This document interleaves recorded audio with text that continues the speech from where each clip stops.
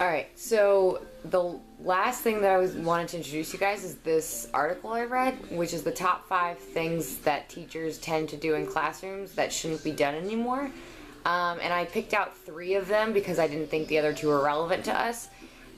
Things that I do, at least in my classroom, that I didn't realize I should stop doing, and thought you might be interested to hear them too. So the first one is popcorn reading, which I think we all know what it is, but we tend to do it because it's a way to interact everybody, get through the text, and make sure people are reading along.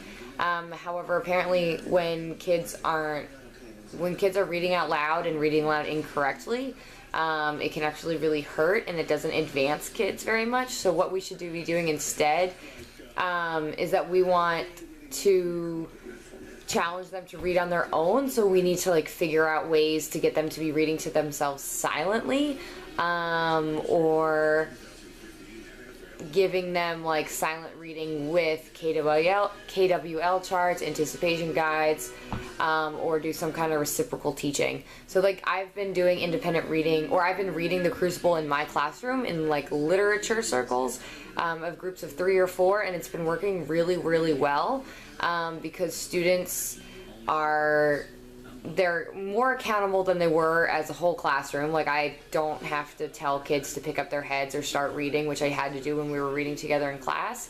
And they can ask each other questions and stop instead of me stopping the whole class. And so they can specialize a little bit more. They can group up based on their level. So all the lower kids, they can group together, and all the bigger, the higher kids tend to group together.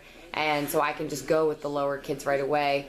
And then the kids who like to read by themselves, the independent readers, they tend to just read by themselves anyway, and they don't want to be in a group. And at first I didn't know how I felt about that, but now I actually think it's fine reading this research. If they want to read to themselves silently and that's better for them, then I'm not going to force them to read in a group. But the kids who want to read in a group because they don't like reading to themselves silently kind of have the option to do that. So I honestly really like this kind of small literature circle, and it's been working really well in my class. The second thing is whole class punishments. So I know I was doing that the other day. I said if you guys can't behave yourself, then you won't be able to pick your groups. And the research I was reading said that whole class punishments don't work well at all. But instead, if we have small disruptions, we should be doing something called distract the distractor, which is if somebody's talking, you kind of try to loop them in as if they weren't talking before it gets out of control. So you just distract them with a content-based question, but the trick is to do it without making it seem like a gotcha, you weren't paying attention. So asking them a question they know the answer to get them back on task. And then the last thing, and I'm trying to get through this quickly because I don't want to talk too much, but the last thing is differentiation by having high-level students with low-level students. And this is something that I'm not sure how I feel about yet, but apparently the research says that it really doesn't help the high-level student at all to help a low-level student. So you might be moving the low-level student, but you're not moving the high-level student. So what they were saying to do instead is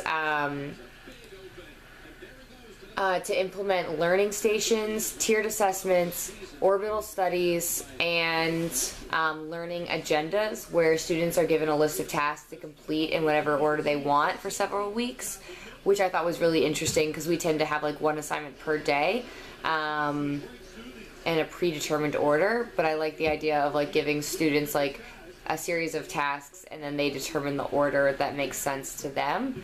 But at the same time, with low-level students, that might be kind of hard when they need a certain progression and we're scaffolding a lot. So I'm not sure how that works out.